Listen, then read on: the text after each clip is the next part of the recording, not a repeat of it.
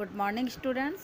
आज हम पढ़ेंगे क्लास 4th में हिंदी ग्रामर में लेसन 2 वर्ण विचार।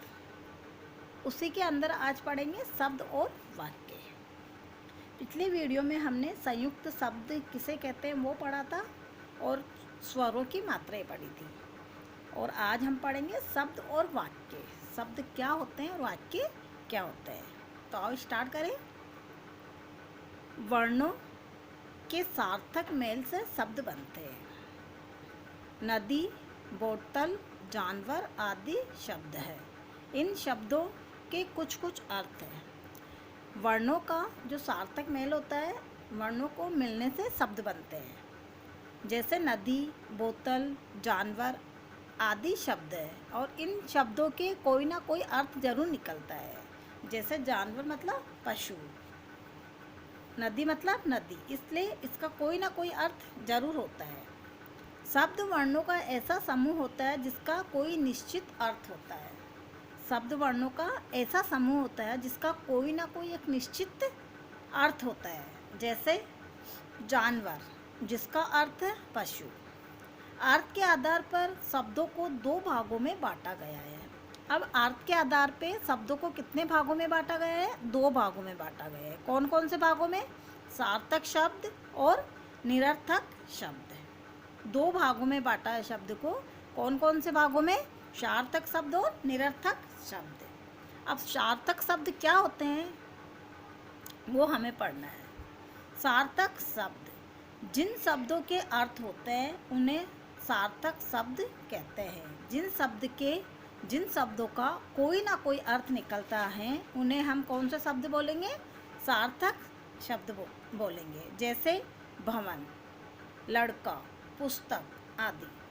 भवन मतलब घर, अर्थ निकल रहा है लड़का। लड़का मतलब किसी का नाम है या लड़का है। पुस्तक मतलब जो बुक हम पढ़ रहे हैं, तो कोई ना कोई अर्थ जरूर निकल रहा है ना इनका, उन्हें हम सार्थक शब्द कहेंगे। ओके बच्चों, समझ में आ रहा है? आगे पढ़ेंगे हम निरर्थक शब्द। अब सार्थक शब्द तो हो गया हमारा, अब पढ़ेंगे हम निरर्थक शब्द कौन से होते हैं। जिन शब्दों का कोई अर्थ नहीं निकलता। निरर्थक से ही आपको पता चल रहा है क्या? जिनका कोई अर्थ नहीं होता वो कौन से शब्द होते हैं? निरर्थक शब्द होते हैं। जैसे वाणी, सोटी आदि। निरर्थक शब्द वो होते हैं जिनका कोई अर्थ नहीं निकलता। जैसे वाणी और सोटी, इसका कोई अर्थ नहीं निकल रहा, उसे हम कौन सा शब्द बोलेंगे? निरर्थक शब्द। ओके, समझ रहे हो ना बच्चों? अब हम पढ़ेंगे वाक्य। वाक्य किसे कहते हैं? वैसे तो नाम से आपको पता चल रहा होगा कि वाक्य किसे कहते हैं। तो आओ हम पढ़ते हैं वाक्य। जब शब्दों के समूह को सही क्रम में रखते हैं, तो वाक्य का निर्माण होता है। शब्दों के समूह को सही क्रम में मतलब सही क्रम में जमा के लिखना, तो हम वाक्य का निर्माण करते हैं। अर्थात शब्दों का ऐसा समूह जिसका कोई अर्थ निकलता हो उसे वाक्य कहते हैं।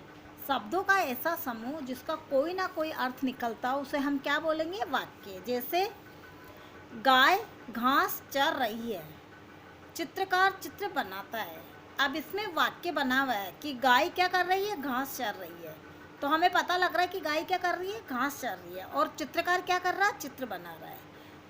गाय घास चर रही है और चित्रकार चित्र बनाता है। ये दोनों अलग अलग वाक्य हैं। दोनों वाक्य हैं।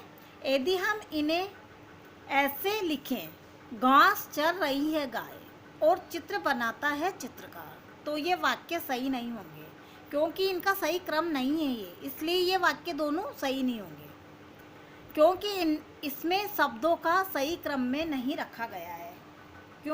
क्यों सही नहीं है? क्योंकि इसमें शब्दों को सही क्रम में नहीं रखा गया है, इसलिए ये वाक्य नहीं है। और गाय घास चर रही है, इसमें शब्दों को सही क्रम में लिखा गया है, इसलिए इसे हम क्या कहेंगे? वाक्य कहेंगे। ओके बच्चों, समझ में आया? Okay, thank you.